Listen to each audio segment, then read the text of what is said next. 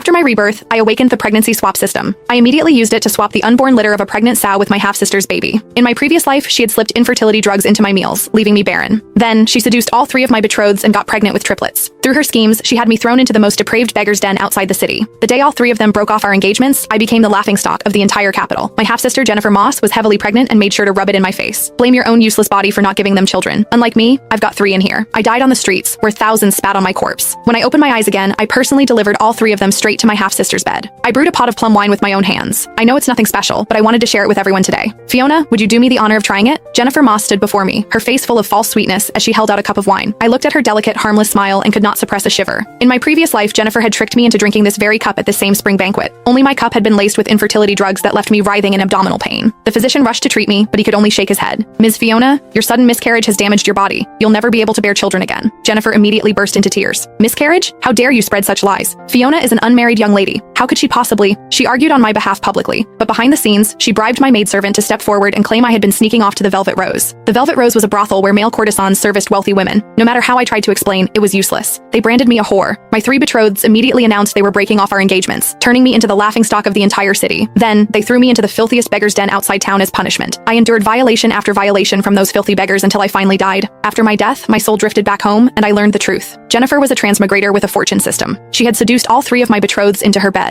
With her pregnancy, the 3 men spoiled her rotten. Using them as her backing, she forced my mother to drink poison. After Mother and I died, she brazenly seized Mother's dowry, stole everything that was mine, and became the matriarch of the Moss household. She even had our bodies thrown into a mass grave to be devoured by wild dogs. Thinking of my past life, I could barely contain my towering hatred. Looking at Jennifer's innocent smile now, I wanted nothing more than to lunge forward and cut her into 1,000 pieces to avenge myself. Still, heaven took pity on how miserably I died in my last life and gave me a second chance. They let me come back to deal with these 4 scum, and I even awakened the pregnancy swap system. Seeing that I had not responded, Jennifer's syrupy voice rang out again. You don't think it's terrible, do you, Fiona? I'm not very good at making wine, but I picked every plum myself. I chose only the best and largest ones and spent 2 whole months preparing this. She looked pitiful and even managed to squeeze out a few tears. Before I could respond, my 3 betrothed stood up with darkened faces. Quinn Hartley pointed at me angrily. Fiona, what are you acting so high and mighty for? The other 2, Liam Kent and Grayson Dash, joined in accusing me. Fiona, do you know Jennifer almost fell from a tree making this wine? If you don't want it, fine, but don't insult her. They were trying to force me to accept Jennifer's cup. In my last life, these people were the ones who caused my miserable death. The 3 of them had been raised in the Moss household since childhood. If I had not elevated them to the position of betrothed wards with comfortable lives, they would have starved to death on the streets long ago. Now they were pressuring me for the sake of an illegitimate daughter, completely disregarding my dignity. I smiled coldly and took the cup of wine. How could I possibly look down on the wine Jennifer made herself? But this wine is too precious for me to enjoy alone. Pour a cup for everyone. Why should I suffer alone when we could all suffer together? After all, the wine was laced with infertility drugs. Seeing that each of my 3 betrotheds had a cup in front of them, I drained mine first in one gulp. A flicker of panic crossed Jennifer's face. She tried to stop the 3